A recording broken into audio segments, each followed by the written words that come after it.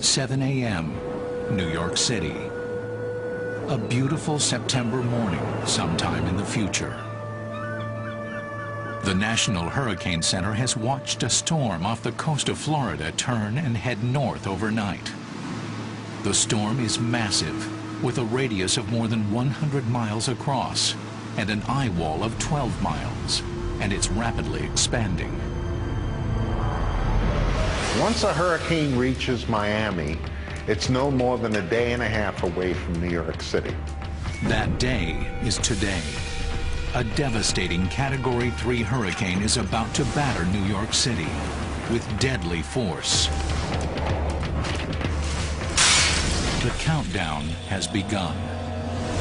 So what we're going to see is when that hurricane moves to Cape Hatteras, we're only 6 to 8 hours away, but yet on Long Island, the sky is going to look very good. Once the hazard is identified, regardless of intensity, it could be a tropical depression, it's going to make a direct landfall, all the way to a major hurricane. The city will begin to coordinate internally. But people are going to notice that huge waves are coming in. And then the huge waves are going to continue, and their nature is going to change, and then the sky over 3 hours is going to become dark. And if you've waited to this time, it's too late to get out. At this point, New Yorkers have only a few options. Move away from any area exposed to water below 30 feet in elevation. Stay away from windows. Go to the interior stairwell of your building and hunker down. At 3 hours, we're going to be experiencing extremely heavy surf and gale force winds. So it's going to be getting darker and darker. Rain is going to start to fall. The rain will become more and more horizontal with time. Then the front part of the hurricane will move in, and the devastating phase goes on. Rush hour. The Category 3 mega hurricane hits town. The strongest winds and storm surge are on the right side of the hurricane, slamming into the harbor.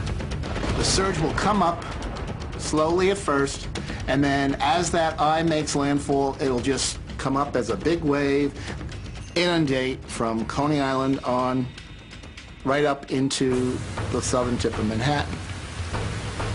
A tsunami-like wall of water will smash into every inch of the coast. These deadly surges will first devastate outlying coastal areas of the city. As the hurricane continues north, surge levels will build. The financial district in Lower Manhattan could see water as far north as Canal Street. The current home of the city's Office of Emergency Management is vulnerable, located in a flood zone near the Brooklyn Bridge. Icons begin to fall. Water levels at the battery start to rise at more than a foot an hour. The water seeps in through every drain and tunnel entrance, flooding subway tracks and bringing mass transit to a halt. Our utility system is underground, very susceptible to storm surge. In Times Square, swirling winds of over 100 miles an hour send neon and glass spinning everywhere. Solid masonry buildings like the Empire State Building and modern steel high-rises stand fast against the storm, but their windows are pummeled and shattered by flying debris. At JFK Airport, Jamaica Bay swells to 28 feet, flooding the landing zones. On the outlying beaches, 22-foot storm surge and 130-mile-an-hour winds pummel single-family homes. Skies suddenly clear as the eye makes landfall. But this is only a lull before Phase 2 hits. It will basically come up and come right back out as that eye makes landfall and moves. The winds will turn around as the storm moves past and push all the water back out, along with all the debris, and do a lot more damage as the water retreats. The storm charges into the suburban counties north of the city, wreaking more wind and water damage. Hopefully everybody will be sheltered in facilities that are safe. You know, there may be a period where there is a large loss of power, but with the redundancies in place, we hope to limit that as much as possible.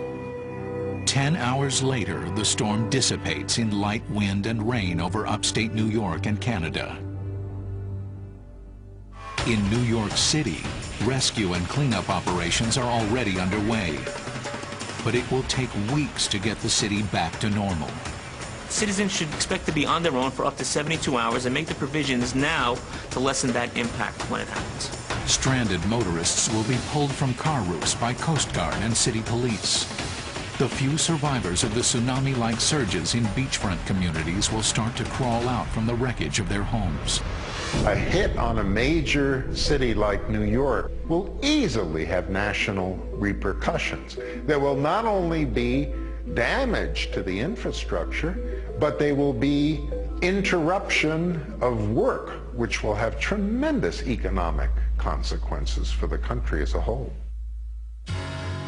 One scenario that we should be prepared for is a storm that is about the same intensity of the 1938 hurricane.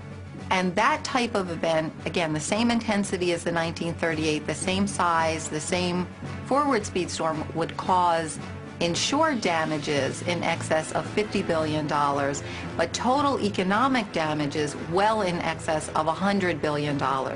The tragic failures of Hurricane Katrina are another stark reminder of the high cost of ignoring this potential mega-disaster.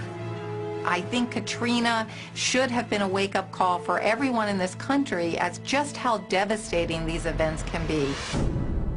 But experts and scientists are optimistic that New York can survive this doomsday scenario.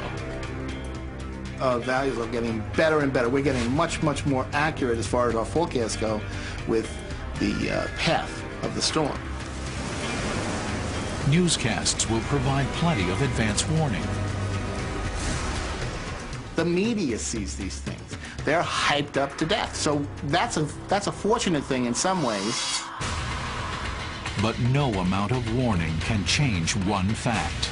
A killer hurricane will one day hit New York City.